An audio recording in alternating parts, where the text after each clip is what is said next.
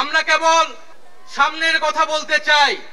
আমরা পিছনের ইতিহাসকে অতিক্রম করে একটি সামনের সম্ভাবনার বাংলাদেশের স্বপ্নের কথা বলতে চাই।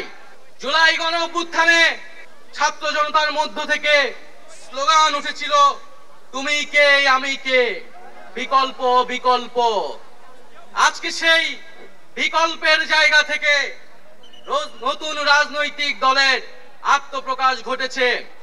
বাংলাদেশে যে বিভাজনের রাজনীতি তৈরি করে বাংলাদেশের জনগণকে দুর্বল করে রেখে রাষ্ট্রকে দুর্বল করে রাখার যে ষড়যন্ত্র তৈরি হয়েছিল, সেই ষড়যন্ত্র আমরা জুলাই গণ অভ্যুত্থানে সকলের ঐক্যের মাধ্যমে ভেঙে দিয়েছি। বাংলাদেশকে আর কখনোই বিভাজিত করা যাবে না। বাংলাদেশে ভারতপন্থী পাকিস্তানপন্থী কোনো রাজনৈতিক ঠাঁই হবে না।